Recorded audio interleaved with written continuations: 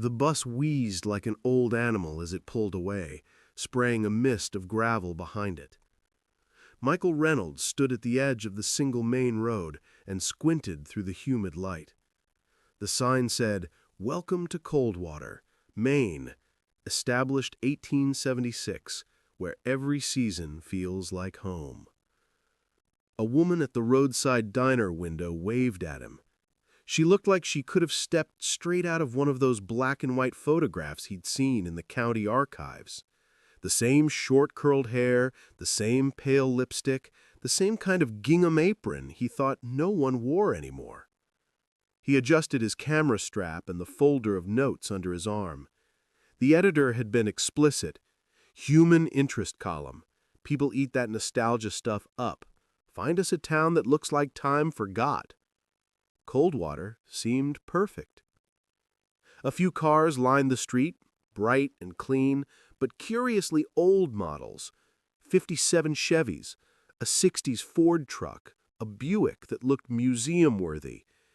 For a moment, Michael's brain supplied a quaint theory. Maybe there was some big local car show. Maybe they loved keeping antiques. But nobody looked sweaty or tired from restoration work. Everyone just moved about as though those cars were brand new. The air smelled of pine, sugar, and something faintly metallic. That evening he stayed in the Lone Motel, a tiny building behind the post office, 8 rooms and a lobby that smelled of lemon pledge. The manager, an elderly man with slicked back hair, slid a brass room key toward him, not a card. "You're the journalist?" the man asked. "Yeah, from the New England Sunday Review. Just doing a feature piece about timeless towns." "Timeless," the man repeated softly, as if tasting the word. "We don't care much for time here. Too much of it ruins folks." He laughed. "That right?" The man didn't answer, only gestured toward the narrow staircase. In his room, the wallpaper was striped cream and gold. The rotary phone on the nightstand might have been older than he was, yet everything looked immaculate. On the dresser sat a framed black and white photo of the town square. People in mid-century clothes, standing before the gazebo. Something caught my eye. One of the faces. The waitress. Or rather, someone who could have been her twin. The same precise smile, the same gleaming eyes. He looked closer. The date scribbled in the corner, October 12th, 1954. The next morning, Michael wandered to the town square. The brick paths gleamed wet, despite the clear sky, as though someone washed them daily. A crowd was gathering near the gazebo. At first, he thought it was a festival, but everyone stood in arranged groups as if waiting for choreographed instructions. The mayor, a tall man with hair perfectly parted, stepped up with a megaphone. "Good morning, good people of Coldwater. Another blessed day. Remember, we welcome the new sun together at the evening bell." His words rippled through the crowd like a prayer. Everyone repeated softly, "Together at the evening bell." Michael scribbled in his notebook. There was a faint smell again, metallic, underneath the sweetness. When the mayor spotted him, his smile broadened. He beckoned Michael over. "Ah, the reporter! You'll find plenty of beauty worth printing here. But understand, Coldwater's piece isn't built on spectacle. It's built on unity." "I can see that," Michael said, glancing at the rows of obedient faces. "What's the story behind that phrase, the evening bell?" The mayor chuckled.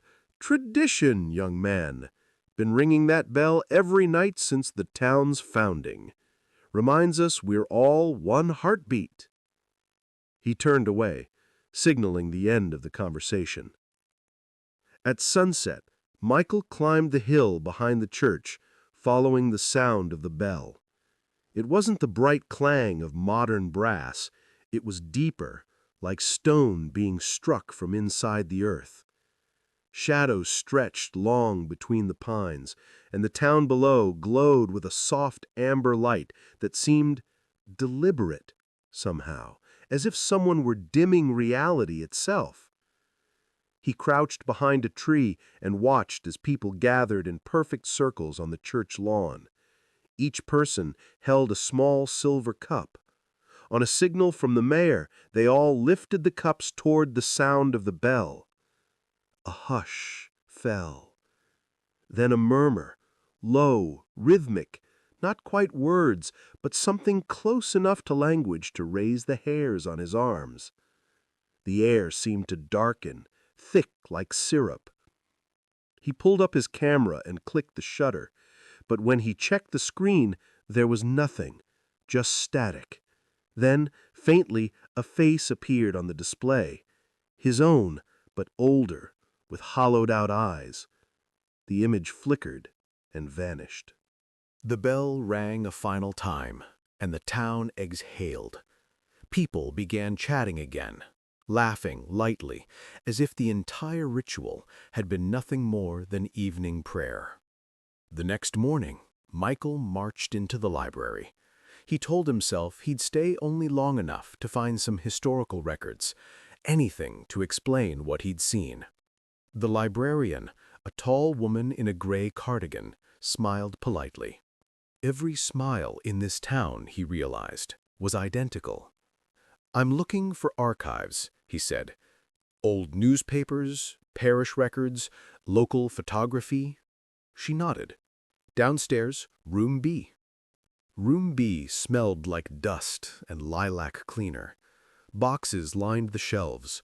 Coldwater Gazette, 1940 to 1960. He pulled one loose, sneezed, and started flipping through. Every week's paper printed nearly the same front-page photo. Townspeople at the gazebo, smiling. The headline changed slightly. Harvest Fair a success. Mayor thanks residents. Welcome new teacher. But one article stopped him cold. December 3rd, 1954. Storm claims dozen lives at Evening Bell. The story described a freak lightning storm that had struck during the nightly bell tradition. Dazzling lights filled the air, the typed text said. And Mayor Caldwell declared the event a divine covenant, promising Coldwater would never suffer decay again. The article's photo showed the same faces he'd seen yesterday, unchanged, vibrant, alive. He turned to another box, 1960s, 1970s, 1990s. Each paper the same. No one aged. The mayor had the same parted hair. The waitress still smiled. Even the librarian, framed in one issue, looked no older than she did upstairs. He hurried out, clutching copies of the clippings, and almost bumped into the waitress. "Careful, sweetie," she said, steadying the papers. "You look pale. Everything all right?" He stammered. "Just research. Something about the bell."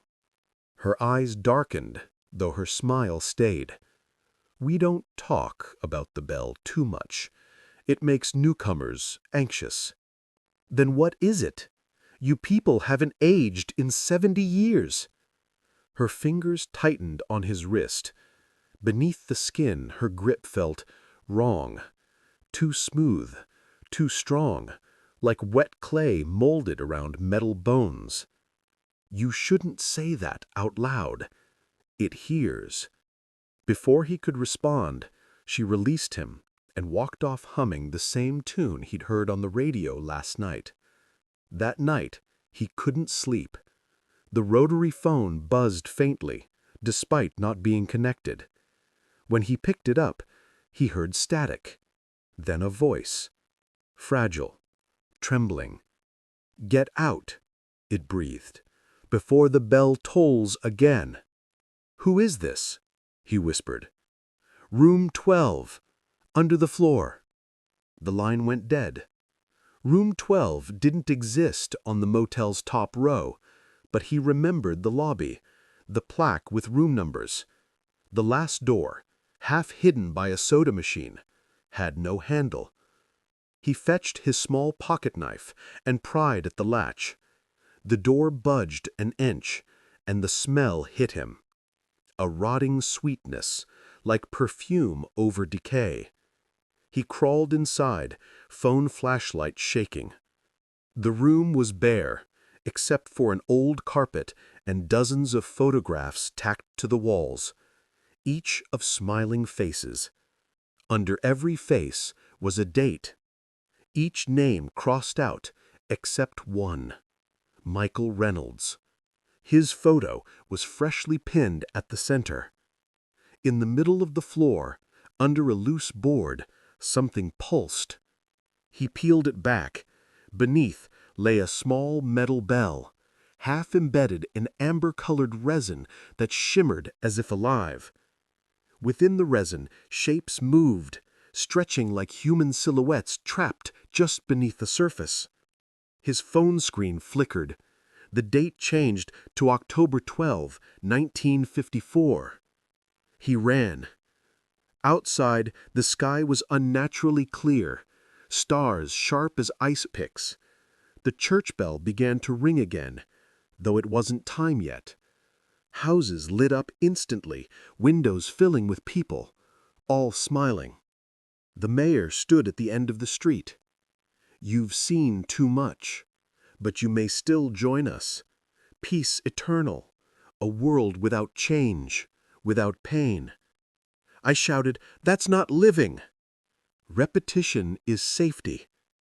We gave ourselves to the bell after the storm. It keeps us together. A single heart, beating forever. Behind him, townspeople were lining up again, cups shining like silver eyes. The air thickened, humming. The bell tone swelled until his lungs vibrated.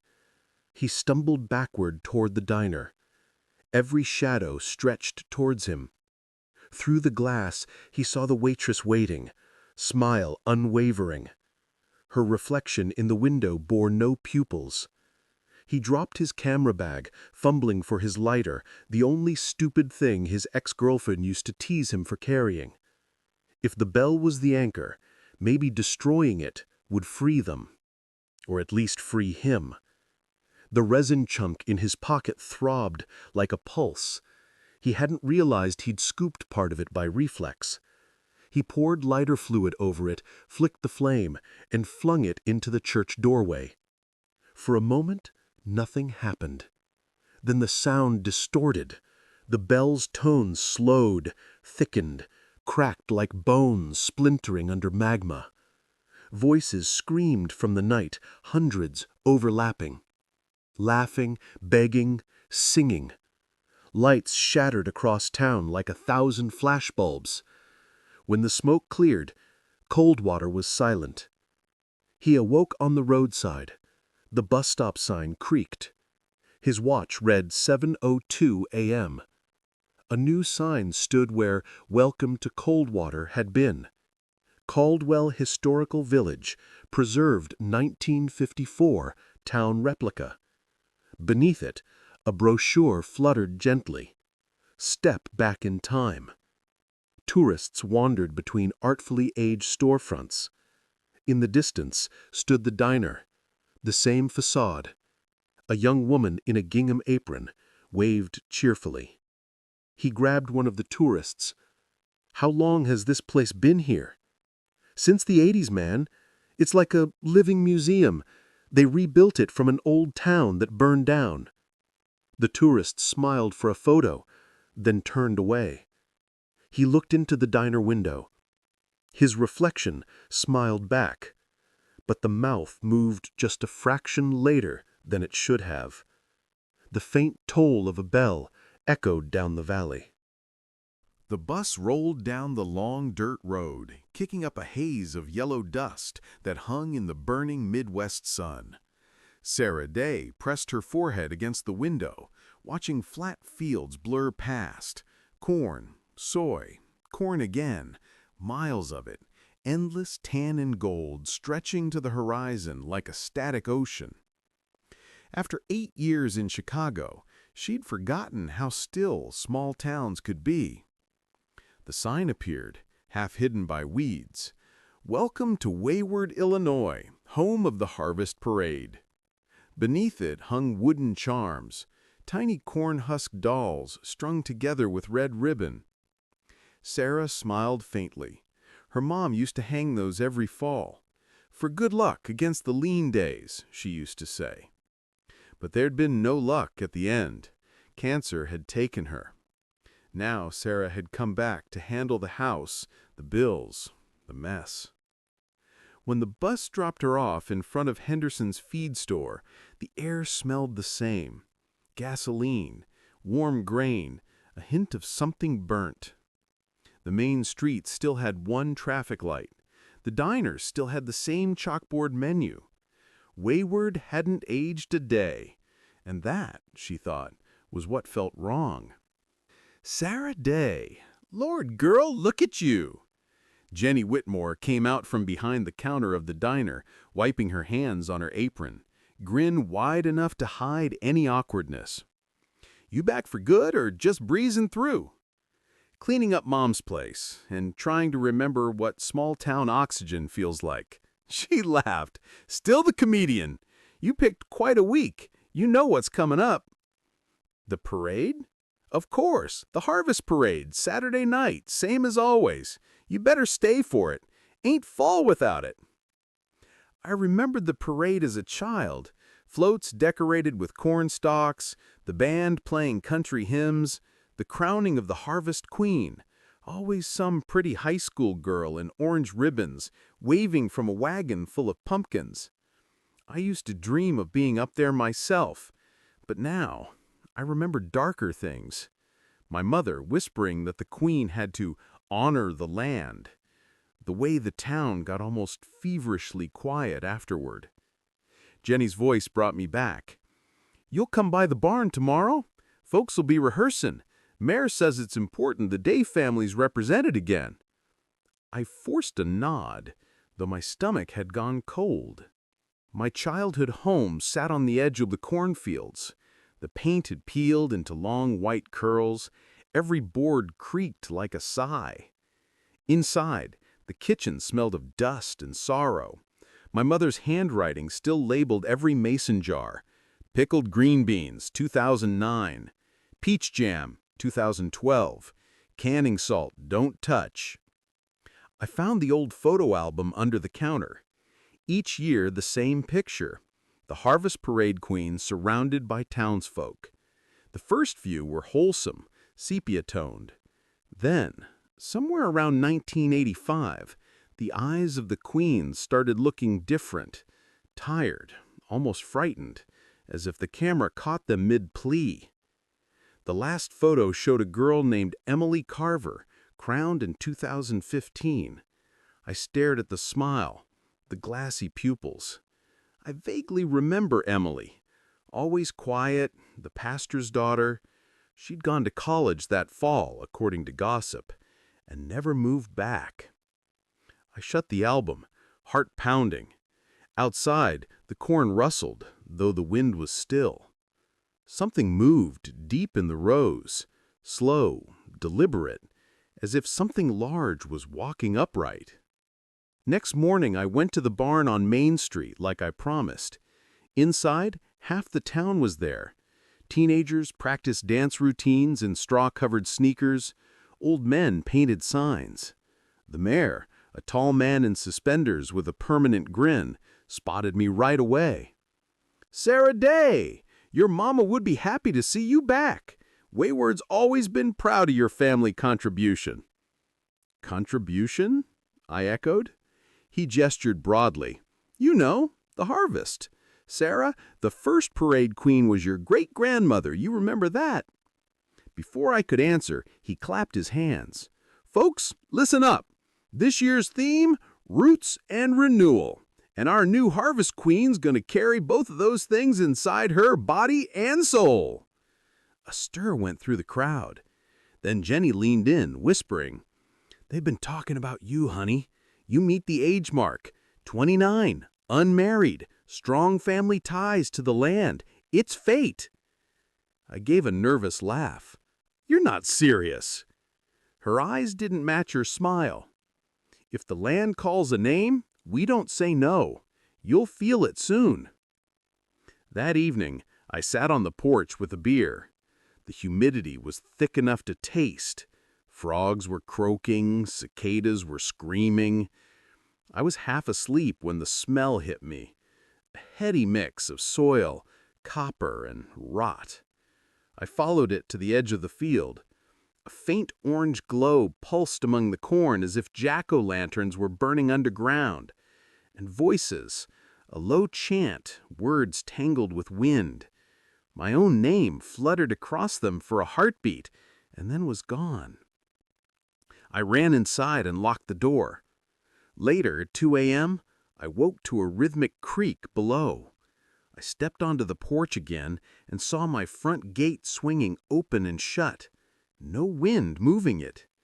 The old scarecrow that had always guarded the field now stood right by the fence instead, straw hands resting on the wood, head tilted toward me.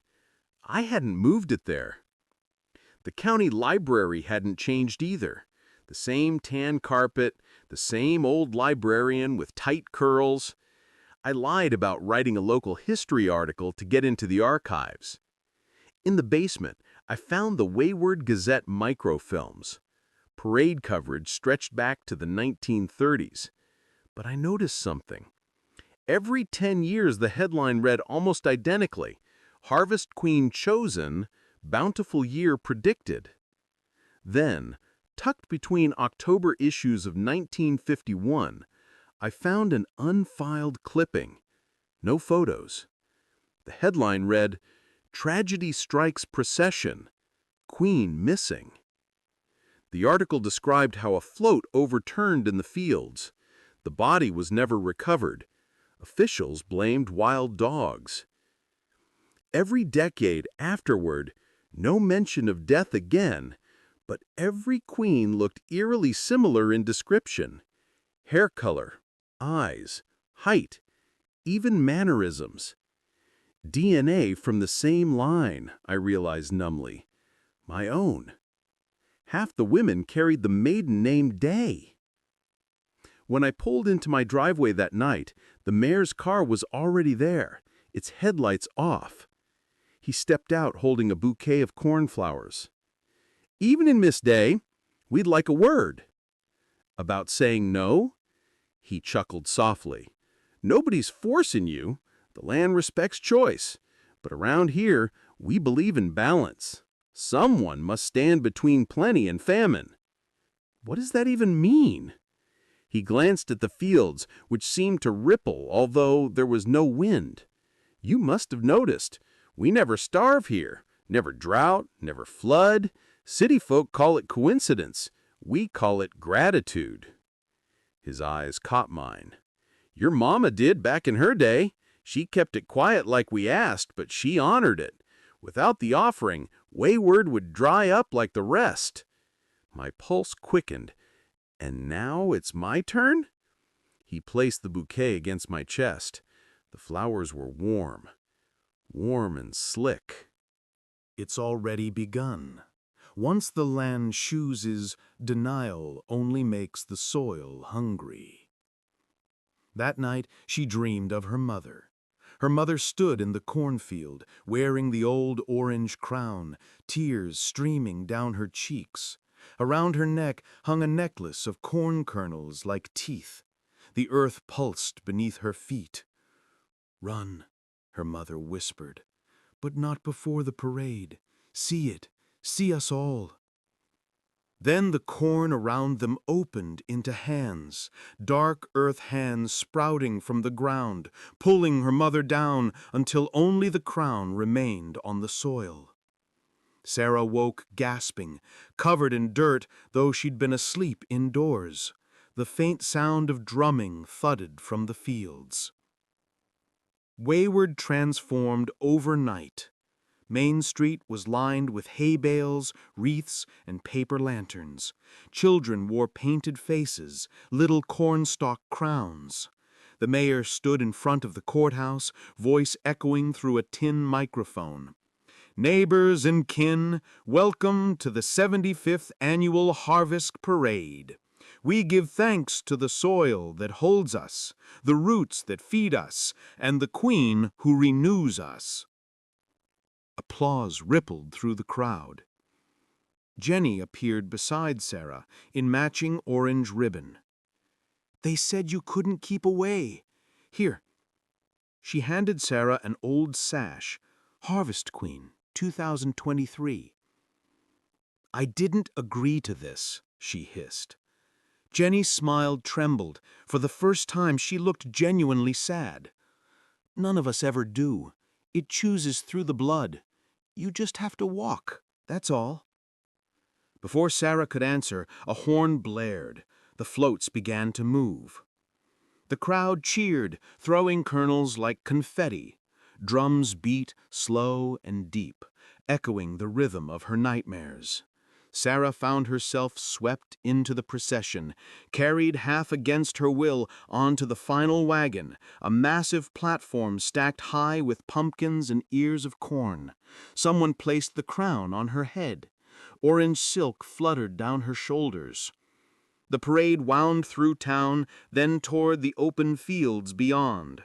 The sun set in thick red lines. By the time they reached the farm road, torches lined the path. People followed, singing an old lullaby she couldn't place, the melody older than English. At the edge of the corn, the wagon halted. The mayor climbed up beside her, holding a silver sickle that gleamed like moonlight. "Sarah Day, do you offer the gift of renewal?" She shook her head. "This is insane." He tilted his head. "Then the land will take what it's owed." The ground shuddered faintly. The torches crackled blue. Sarah leapt off the wagon and ran into the corn. Cheers turned to distant whispers. The drums grew faster. The stalks grabbed at her clothes, slicing her hands. Her crown fell somewhere behind her.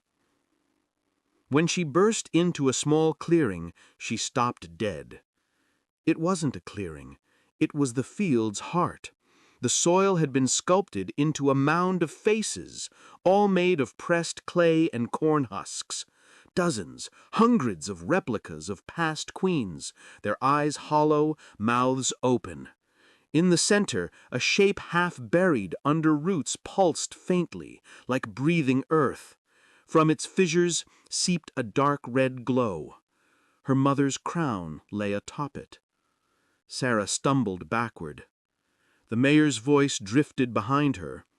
"It remembers every seed, every name, flesh to nourish, spirit to shelter. Without it, wayward would rot." Then from within the mound, something rose, slowly, impossibly tall. Not human, a figure made of soil, corn husks, and women's faces, each flickering open like petals, whispering. "We are roots," they sighed. "Be still, daughter. Be one." The air thickened to syrup, her limbs refused to move. The corn whispered her name. She forced the silver lighter from her pocket, same one she'd carried since college. Flicked it. Flame caught the end of her sash, bright as sunset. She flung it onto the mound. At first the voices screamed in anger, then turned to songs of relief. The earth convulsed, the figure shattered. Torches exploded in sparks. Sarah crawled, half-blinded, toward the road. Behind her, wayward burned orange and gold, ash swirling like harvest leaves. She reached the ditch, collapsed, and passed out. Article: The Midwestern Post, October 14, 2025. Wayward rises from the ashes. Town rebuilt after accidental parade fire. Authorities continue to investigate the mysterious blaze that destroyed much of Wayward, Illinois 2 years ago. Survivors describe the incident as a gas leak explosion. The annual parade has been discontinued. residents speak fondly of lost loved ones, including Mayor Frank Illis and local business owner Jennifer Whitmore. Sarah Day, whose family home was spared, declined to comment. She still lived just outside town, though developers called it New Wayward. Every now and then she walked the edge of her field, toes brushing where blackened corn stems had returned to stubborn green. She couldn't stop the growth. The soil pulsed faintly beneath her feet, whispering in a voice only she could hear. "Thank you, Queen." At night, she dreamed of the mound again, but now, among the hundreds of faces, one new clay likeness smiled peacefully. It was hers. The air filled with the hum of harvest drums, half lullaby, half warning. The first time the signal came through, the storm hadn't even hit yet. Nolan Graves was finishing the midnight news broadcast at KDBR 92.7 FM. Population of listeners, maybe 2 insomniacs and a raccoon with good taste, when the red signal lock light flashed. He frowned. That light had been dead since 1998. He tapped the console. The LED flared brighter. Then a voice seeped through the feedback. Dry, flat, like a cassette rewound too many times. "Anybody out there? Hello?" It wasn't a station bleed. He recognized the sound of their transmitter ID. A ghost frequency. "Probably some trucker's CB channel driftin'," he muttered, and faded the channel out. But when he spoke into the mic again, "You're with Nolan Graves, keepin' the night alive," the return channel whispered, "You shouldn't be." Ridgetop, Wyoming had 2 claims to fame, one of the last working drive-in theaters west of the Missouri, and the abandoned military radar dome that loomed over it like a dying moon. Everyone in town joked it still pinged Russian satellites, though most kids used it for beer parties. Nolan remembered sneaking up there 15 years back, hearing strange echoes when he shouted into the dish, his own voice returning seconds later, lower, like someone older repeating him. Now, in 2024, he was 42, divorced, drinking too much black coffee and living above the station. The tower hummed outside his window, white light blinking steady, with one brief flicker every night around 2 a.m. He'd long stopped noticing. Tonight he noticed, because at 2:01 a.m. the light blinked in a pattern. 3 short, 2 long, 3 short. SOS. The next morning he found a dusty cardboard box labeled Archive, Do Not Record Over, 1971. Inside, reel-to-reel tapes in unmarked sleeves. He threaded one onto the old playback deck. Static, wind, distant thunder, and then a female voice. "This is Operator Henderson, Station 46.2 MHz Field Array. Test 19. Prototype successful. Echo returns in 32 seconds. A different voice answered, calm, clipped military tone. "Received, Henderson. Be advised, do not respond to the echo." Then faintly, a sound of someone laughing, identical to Henderson's earlier laugh, overlapping hers like a harmony. Nolan stopped the reel. Do not respond to the echo. He replayed his own broadcast file from last night. When he'd said, "Keep in the night alive," another voice had whispered one beat later. His own, older. At the diner that afternoon, 2 deputies nursed pies while the waitress, Annie Clay, fussed with the radio behind the counter. "Thing won't stop catching that weird station. Numbers and stuff. Almost like Marine code. I turned it off. Came back, it turned itself on." "What numbers?" asked Nolan, suddenly alert. She shrugged. 46.2. That's all it says. Ain't even an FM band. Deputy Larson smirked. "Old voice experiments from the base. My dad told me they use the mountain dish to bounce messages off the ionosphere. You start answering back, they answer too. Ain't that right, Graves?" Nolan tried to laugh. The joke landed too close. He stayed late, switching towers manually, tracing the interference. The pattern led straight along the old fiber line that used to feed the radar dome. So he packed his recorder, drove up the hill, headlights slicing fog. Snow began drifting, even though it was September. Inside the dome, the air felt too still. Graffiti covered the walls, drawn eyes, cryptic prayers, dates arranged like coordinates. He powered the handheld receiver. Nothing but static at first, then 3 short beeps, 2 long, 3 short. Okay, he muttered into the recorder. Testing 1-2, Nolan Graves, receiving at 46.2 megahertz. A hiss swallowed his words, and then, Nolan Graves, you will broadcast the message. It was his own voice again, older, cracked. He froze. What message?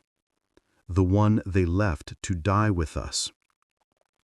The static collapsed into a raw scream that bent the speaker cones. He yanked the batteries free and ran until the snow turned to rain. Back at the station, he noticed something impossible. The reel from 1971 was still running, even though he'd turned it off hours earlier. The tape fed itself through the empty player, winding onto the floor in loops, the ribbon spilling like intestines. On the exposed strip, faint images flickered, frame by frame stills, like microfilm. The town square, the drive-in, faces pale and unmoving beneath emergency lights. He caught one frame with the magnifier. His own face. The slate beneath read, Cadaver Tag Number 29, Graves, N. He tore the tape out, heart hammering. Behind him, the on-air light glowed red by itself. Good evening, KDBR. You're on the air. Accidental open line. Who's this? Static. Then a quivering sigh. Daddy? Every hair on his arms rose. Who is this? It's Ella. His daughter's name. 12 years old. Living with her mom 2 states away. You calling from your mom's? Silence. Then, I'm calling from inside the signal. It's dark. You left the door open. He cut the line, shaking. Moments later, the fax machine began spitting a page of squiggled symbols. At the bottom, 42.109N-10642W. Bring her home. Those coordinates? The old radar site. He drove back through a blizzard that seemed to appear out of nowhere, white and thick as paint. The town lights vanished behind him. When he reached the dome, the entrance hatch was already open. Inside, lights blinked across the consoles, equipment that hadn't had power in 50 years. A figure stood near the central dish, hair whipping in the wind from the hole above. "Operator Henderson?" he shouted. The figure turned. The face was half hers, half his, like 2 film exposures overlapping. "It's been looping since the first test," she said. "Signal bounces forward, copies any voice it touches. People fade, echoes stay. You answered. Now you're in it." He looked at his recorder. The light flashed red. Recording. From the speakers above, another voice cut in. Ella. "Dad, please tell the wind to stop." He stumbled forward, punching buttons. "How do I get her out?" Henderson's mirrored face smiled sadly. "You broadcast the closing code.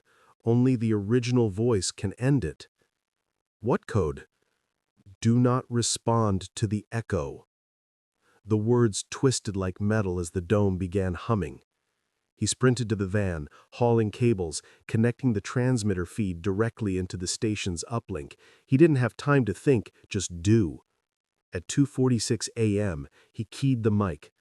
"This is Nolan Graves of KDBR. Emergency transmission. Repeating on frequency 46.2.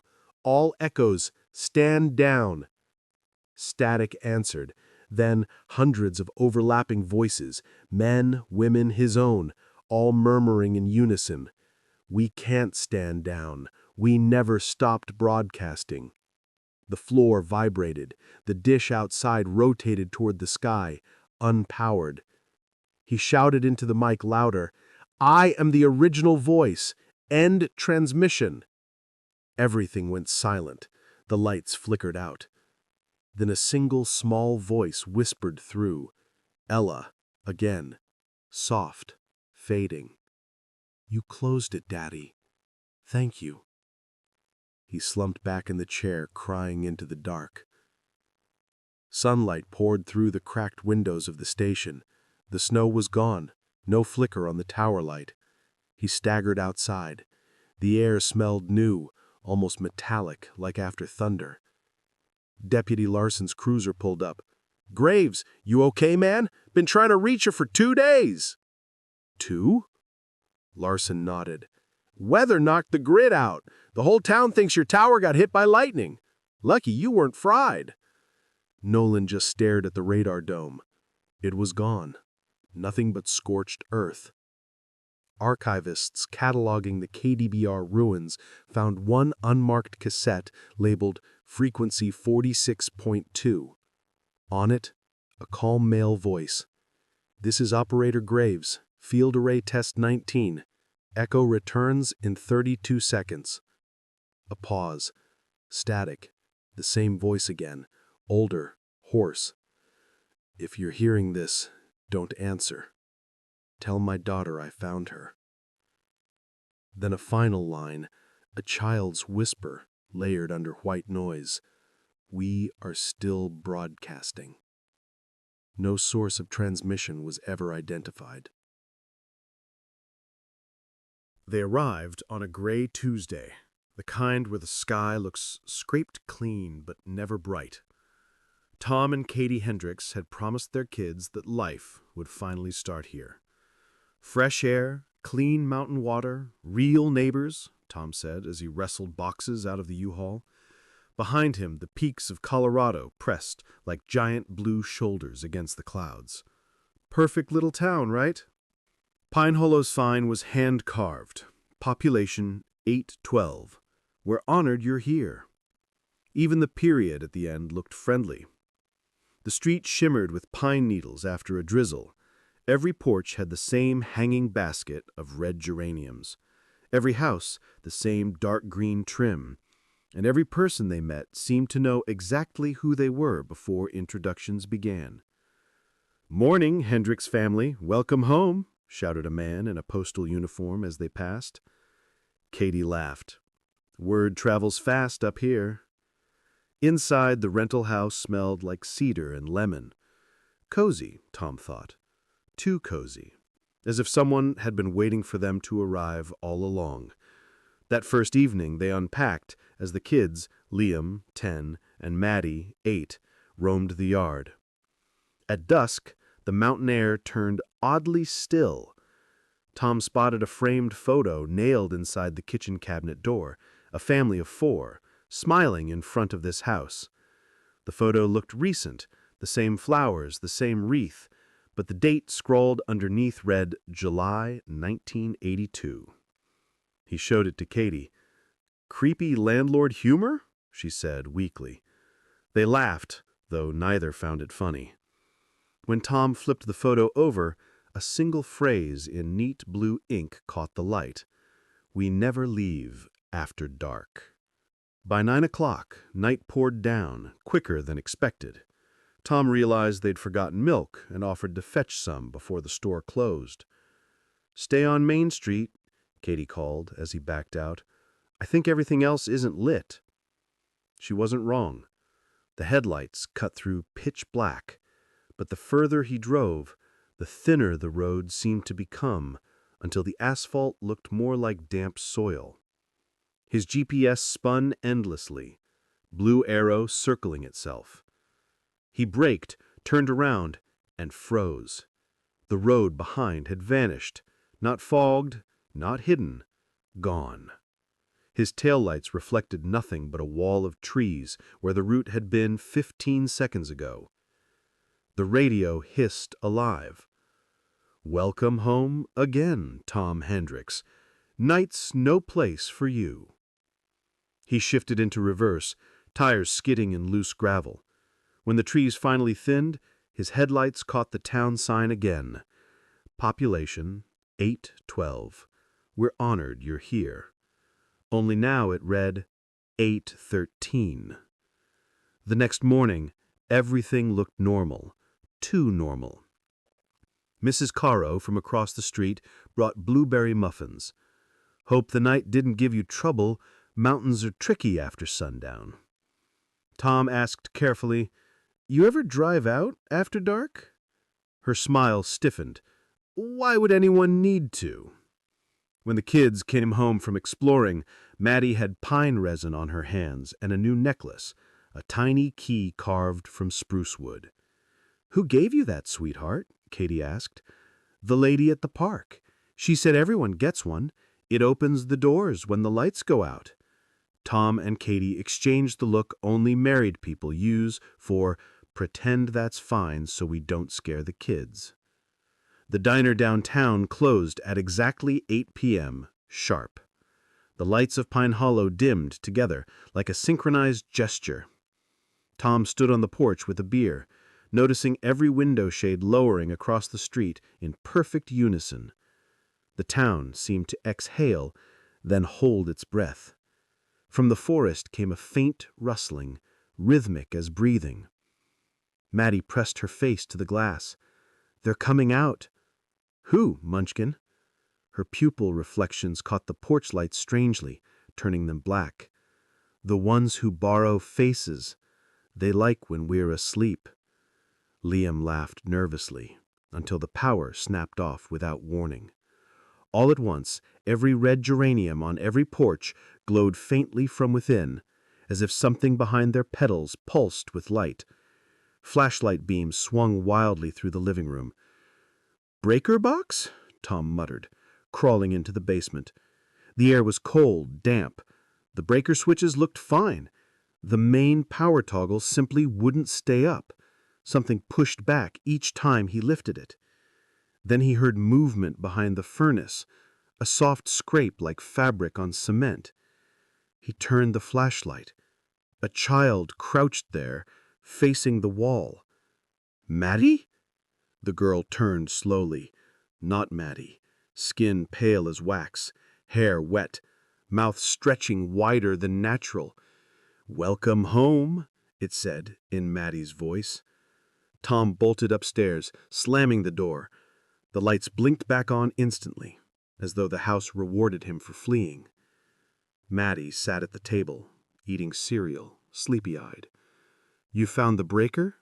The next day, Tom confronted the town council. "Power issues, missing roads, kids seeing strangers. You folks planning to fix any of that?" Mayor Wells beamed. "Mr. Hendricks, Pine Hollow runs on a different kind of grid. We pride ourselves on stability. What you see isn't broken, it's preserved." Preserved? Our forebears built this town to withstand the collapse of the world beyond, to remain safe, whole, permanent. But permanence costs containment. He gestured to the mural behind him, smiling pioneers standing before endless trees, those same glowing geraniums at their feet. They called it the Hollow Covenant. At night, boundaries dissolve, so we stay in the light. Simple discipline for endless peace. Tom couldn't decide which was worse, that the man believed it or that everyone else nodded along. Katie couldn't shake the sense that someone else lived in the house with them. Small things shifted. The toy truck moved rooms, teaspoons bent, footprints appeared on the attic stairs. When she finally climbed them, the attic door resisted like it hadn't been opened in years. Dust fell in slow sheets. Inside sat dozens of identical moving boxes, each labeled in her handwriting. Hendrick's Kitchen, 2024. Living Room, Liam's Toys. But they hadn't been there yesterday. One box gaped open. Inside lay a stack of family photos, hers, Tom's, the kids. Aged and curled as if taken decades ago, the same expressions frozen mid-laugh. Then she saw a new one on top, the four of them standing in front of the house, daylight behind, identical down to clothing and sunlight. Date written beneath, May 2nd, 1982. She dropped it and heard from the darkness above a creaking voice. "Welcome back, Katie." Tom decided they'd leave during daylight, now or never. He packed essentials, dragged the kids into the truck, ignoring Katie's dazed protests.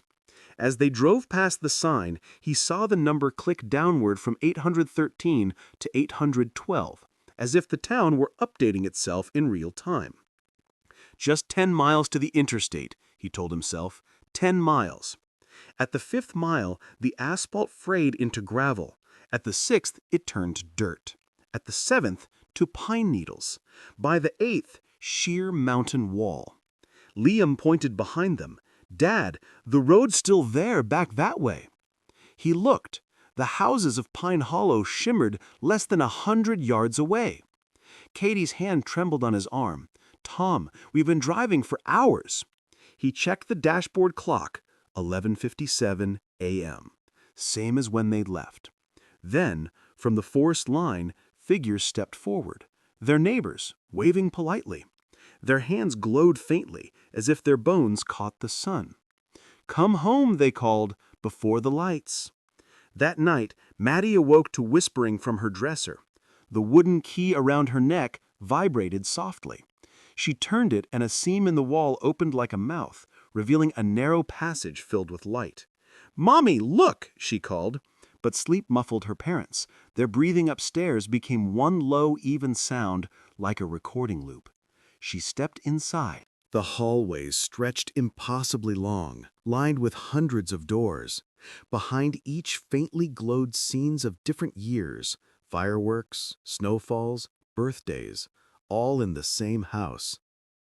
At the corridor's end stood another Maddie, older, whispering, "Hurry, before it resets. Keep the key safe.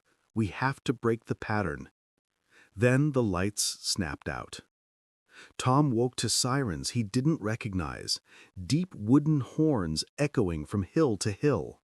The sky over Pine Hollow pulsed between day and night like film frames, stuttering.